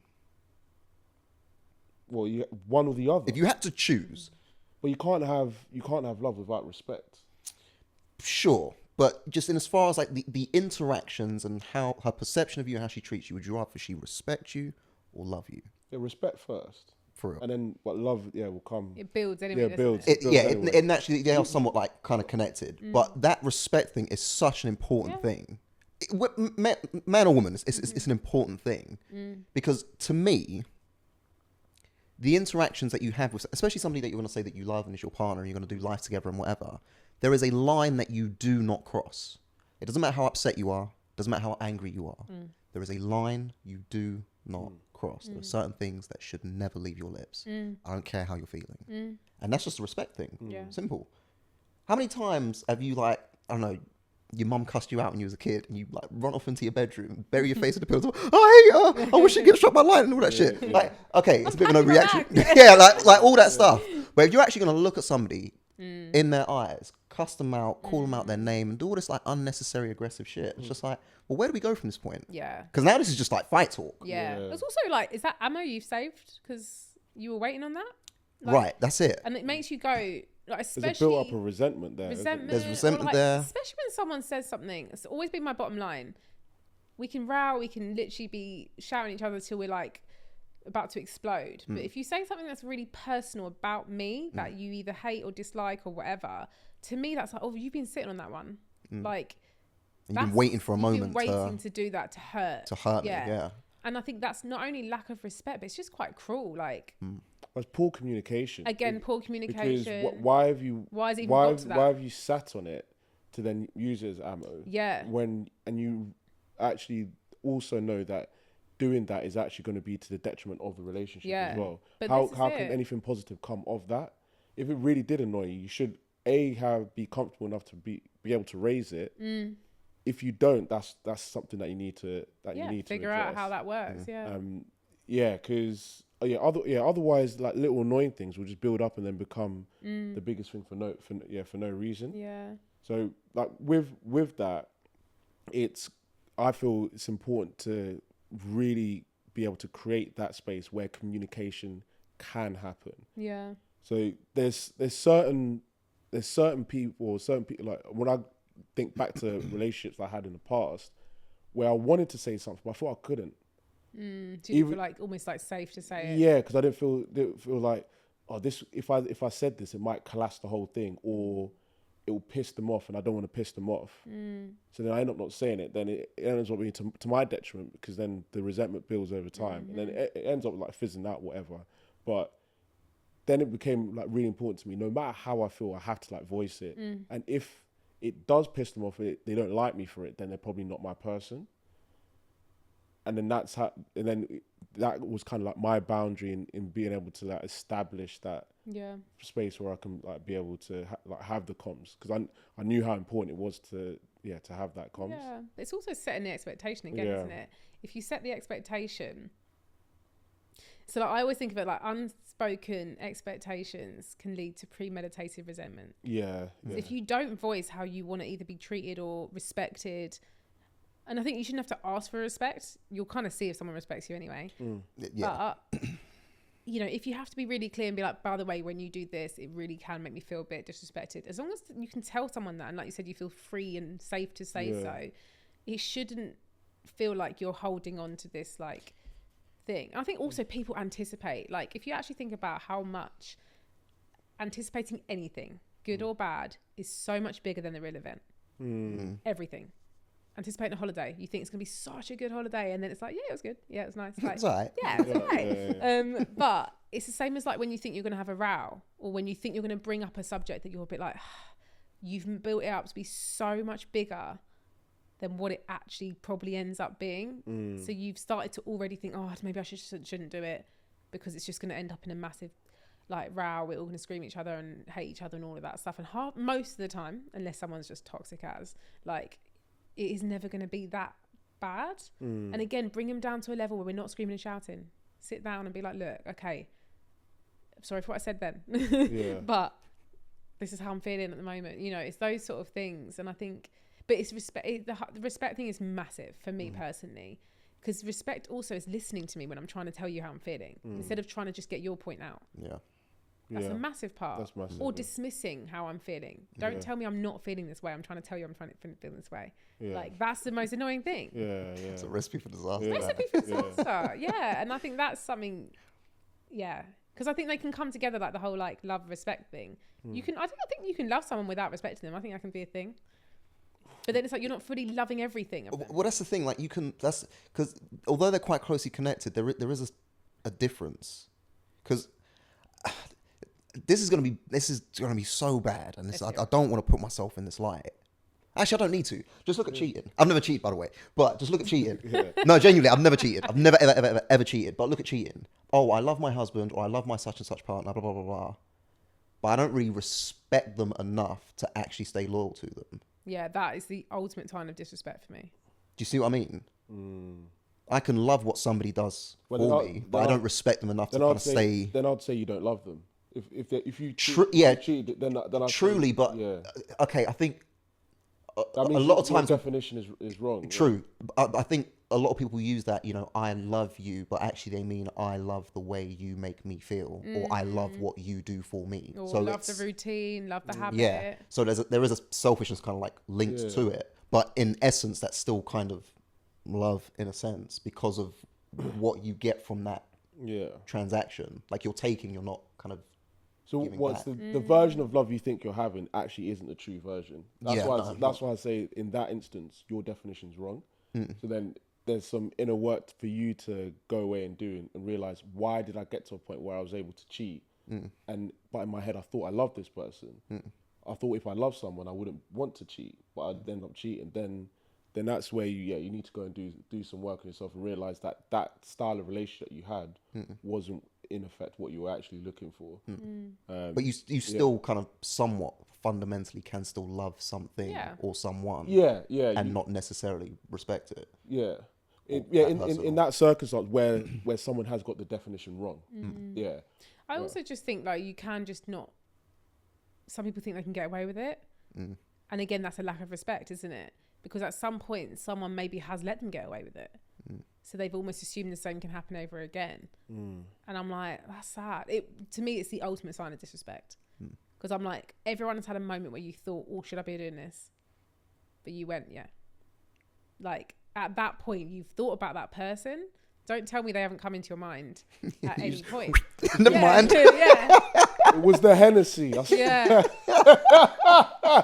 Lick off. We don't know what's going on. As you look at that whole like Coldplay concert thing. That's wild. Wild. Yeah, I mean, I'm sure my girl loved her man. I'm sure my man loved his woman back home. However. Also, though, sorry, all those people that were like around them, that was a work event. They got so they knew box. These people. They knew they were having that affair. on. Yeah.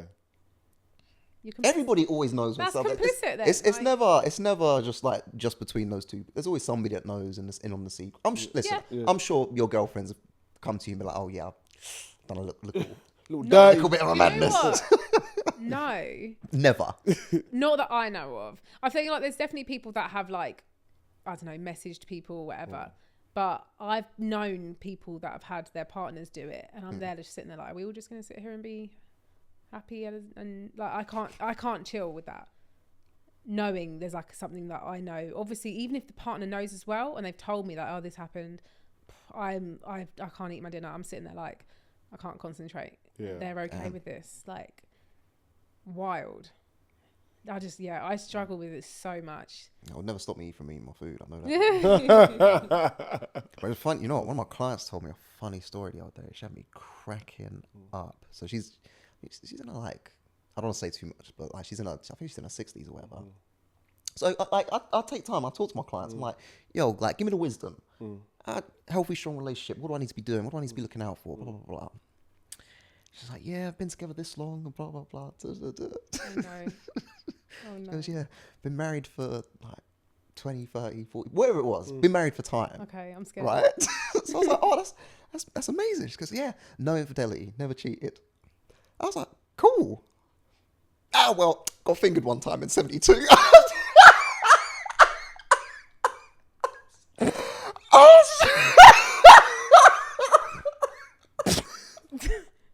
Are they gonna listen to this pod? I've not named us. But it was the way she just dropped it. I was just like you weren't holding a gun to her head. Yeah, literally. It's lived in her head rent free for time. Honestly, it just the way she just she came felt out compelled, of it. yeah. It's just like, oh, that's the one time in 72, but I don't care. But she said it was like, oh, it doesn't count. She just like, it was such a. Draw the line? Honestly, I wet myself laughing. 72. It might not even been 72. I might, hilarious. But it was just the way. Well, actually, yeah, it was the one time in 72, but that doesn't count. And she just Never mind. just let it go. Jeez. Honestly, that's had me cracking. People are wild. Has me cracking up. I've definitely known people that have had like, probably it sounds bad, like clients as well, who have had almost these like relationships that are just like, yeah, this is what we do, and I'm like, this isn't normal. Like, but for them, it's just so. It's so normalized. Or it's like an agreement. They have with their partner.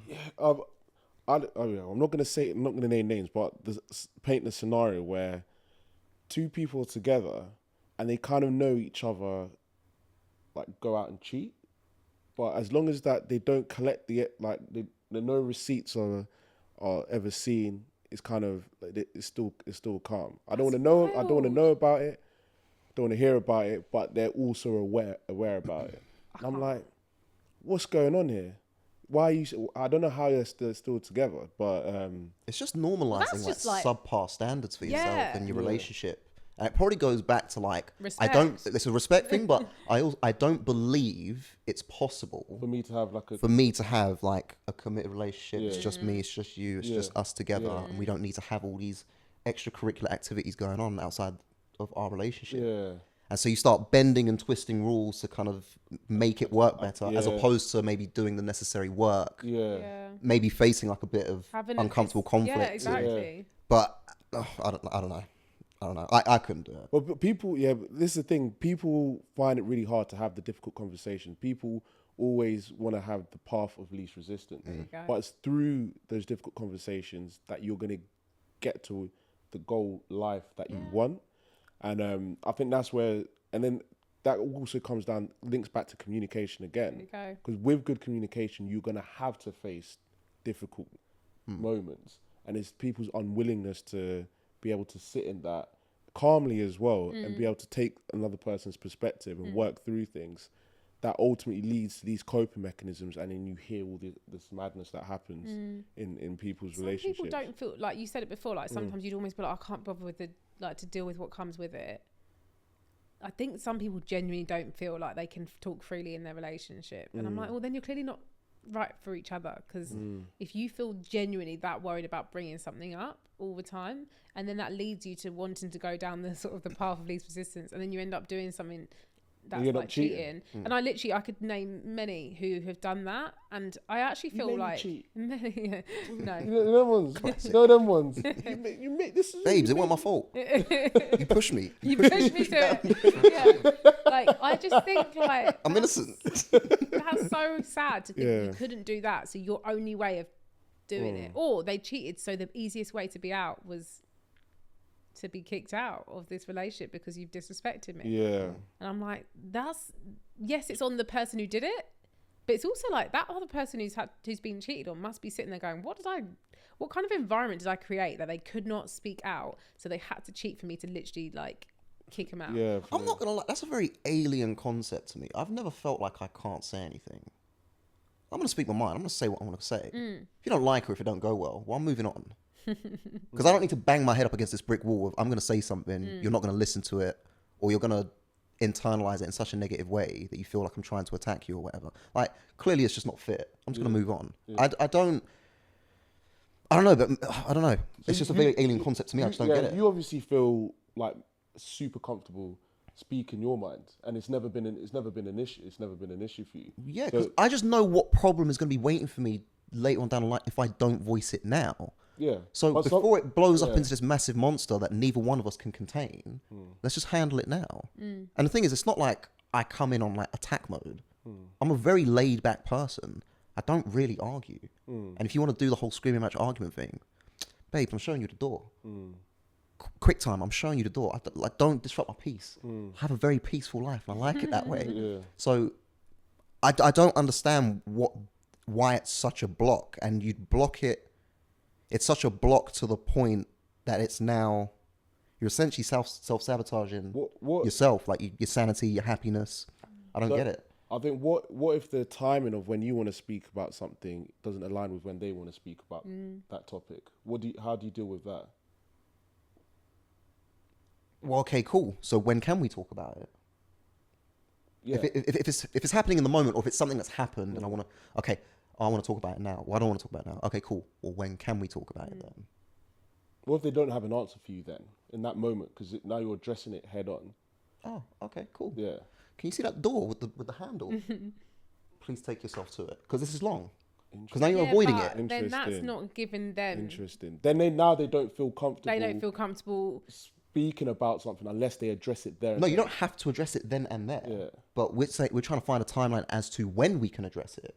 But in that moment, they've got like the adrenaline spike. They're like, I can't give you an answer now. Like, just like. Okay, so you're talking about like we're having an argument, something. Or something's happened where they've had a reaction. You're like, oh, I want to address like what's going on here, and they're like, oh, they don't feel compelled. They don't feel comfortable in that moment. Okay, all right, cool. I'm gonna leave it a day, maybe two.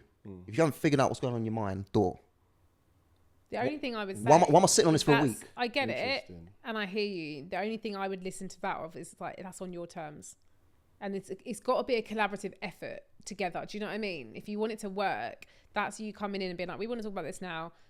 And if, for example, they can't give you an answer, or they can't even give you an answer maybe you don't like, does that mean there's the door?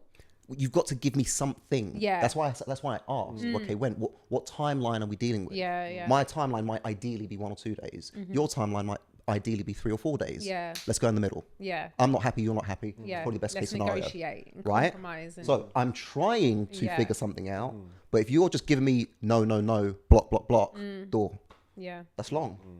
That's long. Is that unfair? Is that too much? No, I think it just shows you, isn't it? Like everyone's got their own different viewpoints of where's your limit?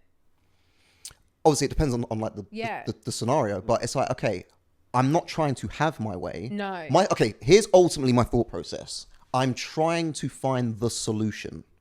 I don't care what the solution is, but the sooner we figure out what the solution is, the sooner we can be happy again. The sooner we can progress together. That should always be the number one priority. How do we solve it? How do we fix it? How do we move on together? Right? So that ultimately this doesn't happen again, or we handle it better the next time, or whatever. That should always be at the top of the list. I could say, I want to talk about this right here, right now, and that's what I want. Maybe that's not what you want. Fine. But I'm going to ask, and I'm going to try and figure it out. And if it's going to be one of those things like, well, I want it this way, and you want it that way, well, we're going to have to meet in the middle. That's still not my way, but that's ultimately the solution that we're dealing with at the moment. Yeah, it's compromise. Right, exactly. I don't believe that's unfair. I believe it's perfectly reasonable. We're having a conversation about it. I can appreciate how I'm talking about it now. I'm kind of like getting into whatever, but that is ultimately it. There's no other solution. So if you're going to continue to argue or to have this block and trying to keep me at arm's length, door. Well, it's just a lack of maturity with it, isn't it? If people can't do that, but also it's that thing of like asking yourself sometimes, do you want to be happy or do you want to be right? Because some people are just so hell-bent on being right. They just want to argue until they've got their point across and that's it. Everything they want to say. And it's like, cool, what did you get from that? Like, where did we go from there? Because actually, why don't we, like you said, find the solution? That's it. That can lead to You've happiness. lost sight of the goal. Yeah, but people are, they're obsessed with, for their ego. They're like, That's it. I don't care about being right. I want my house Yeah. peaceful again. Yeah. That's what I want. That is really what I want. And that should be the most important thing. yeah. But what do I know? I'm just a PT. Well, one final question, and then we're gonna wrap things up. Why do you think men and women are struggling so much to see eye to eye? And why isn't it not working at the minute? Like, what's the issue for you? I think it's also coming back down to like that communication thing and like two different people with two different brains, right? Being able to translate how you're feeling to someone. Then you add in, we've almost created ourselves our own little weird, like little prison. We're indoors far more than we ever used to be. We've got a phone now, so we use that as our moment of like our mode of communication more so than actually just having the face to face, because it's more comfortable. You can hide behind that phone. You can behave like whoever you want to be, and you can put on any kind of act. And I think then you're not getting to the real person. They're putting on this complete facade of who they actually are, and they're telling you what you want to hear, not really like the real deal. And I think that's what's making it probably harder for so many people to feel like they're like connecting. Do you know what I mean? It's like so weird. We're the most connected we've ever been in terms of like, I can talk to someone over the other side of the world right now, but people feel like there's actually genuinely like a epidemic, or you want to call it, like of loneliness. People are actually lonely, and I'm like, isn't this mad to think we have all this technology to help connect us, but people are the loneliest they've ever been? And I'm like, maybe just strip it back a bit and go back to the normal days of literally just talking to people in person on the street. Back to basics. Back to the basics. People's social skills are so people don't off. have them. Actually don't have them. They don't have them because it's so much easier to just message through like an emoji and like a photo and just a little like or a tick. Like they don't want to get involved. And like sometimes I'm the same, like if there's a group chat, sometimes I'm like, oh, please drop me out. Like, and I just put a thumbs up and I don't want to get involved. I don't want to sometimes, but it's because we've almost become so comfortable being in our own little hubs, and it's kind of weird, isn't it? And I think now people, when they actually see each other, they don't know what to say to each other, and everyone's a bit awkward, and no one can like look each other in the eye, and it's all a bit strange. And I think then you never really know what someone's really about. You can pretend to be whoever you want. Catfishing is wild, like. And I think it happens so often. And I've known so many of my friends, like the girls, talking about when they're meeting someone, they're like, they look nothing like their profile did. Man, like Lord Farquaad turned up. Like, or they're just like everything's an act, you know, and they're like, you can just see it, and I'm like, that's just sad. You're just making another hurdle to get over. You've got to be authentic and learn how to communicate, and you'll be all right. You hope I so. think. Yeah, it's just the whole authentic thing. Like sometimes your authentic version might not always be the best version. You need It is for someone. It is for someone. Yeah, that's what I mean. It's like if you want to have. Well, Yeah, I don't know. There's someone for someone. Because if you feel like you're having to hide parts of yourself in order to connect with someone, then ultimately You're not being your you're not being your authentic self.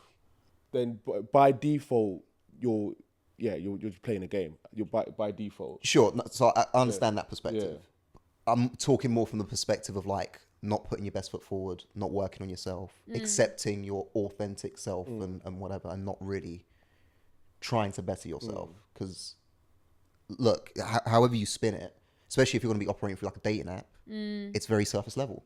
So You got to play the game. you got to play the Yeah. game. And, I mean, if you're out of shape, you need to start thinking about getting in shape yesterday. Yeah. Especially trying to find success on a dating app, just as an example. So I wouldn't lean so heavily into, well, I'm just going to be my authentic self and But no, you be authentic out of shape self, and- but also strive to be better the yourself, best version. the best of version of yourself. Yeah. Don't be because if you're out of shape, that you can sit in your authentic self. Yeah, I'm just gonna accept, but then you also have to accept what comes with that. Yeah, trust. as well. But if you want the best, you've Gotta got be the to best, man. also be actively striving to be the best from yourself. It's then there's a mismatch with what you're willing to do and your expectations. That's also an issue that you have to Is the address juice as worth well. the squeeze? Yeah. Some So people don't want to.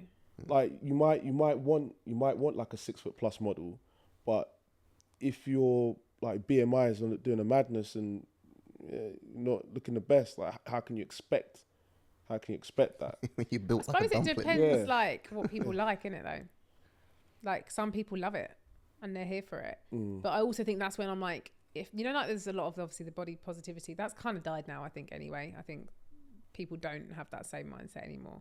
But before that was very like, I am who I am, and I'm like, if you have to preach about that so much, you're probably not that happy. You're like, not comfortable. True. You're not comfortable in yourself. If you Yeah. feel like you have to defend yourself every minute, and you have to almost like outwardly overdoing. This is who I am. You're probably not that happy. Like, so maybe there's finding some kind of middle ground, because there are people that will absolutely love all of that. Yeah.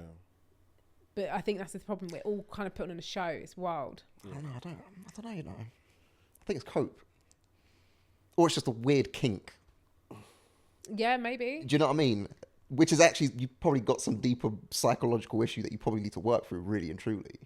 Depends though, because I reckon there are people that would be like, yeah, beautiful. Because how can you honestly say that I'm attracted to somebody who is quite clearly, visibly not fit, not healthy, not But taking that's care just of your themselves? personal, isn't it though? Because I know loads of people that are like, oh, I love it. No, but just think about that for a second. I'm attracted to somebody that doesn't actually take care of themselves.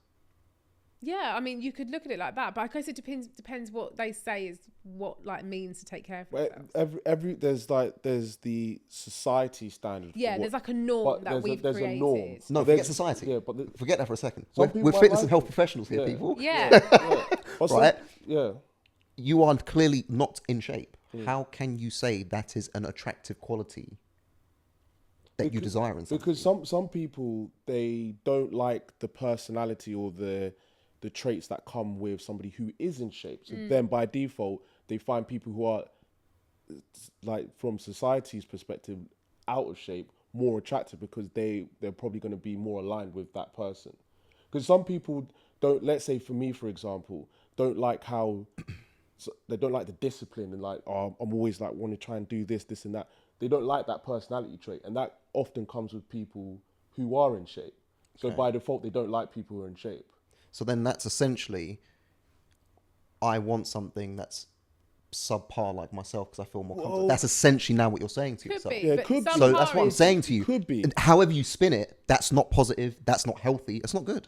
But it's all subjective. I think That's that's the thing. It's subjective. It's so To us, subjective. yes. To one person, it could be a whole different To us, thing. yes, but to them, it's like, no, I don't value that the same way that Yeah, you I value think that's it. exactly it. Fair. But I would argue, Yeah. if you could wave that magic wand, I don't think they would stay in that same shape or stay Maybe in that same not. position or stay with that same person.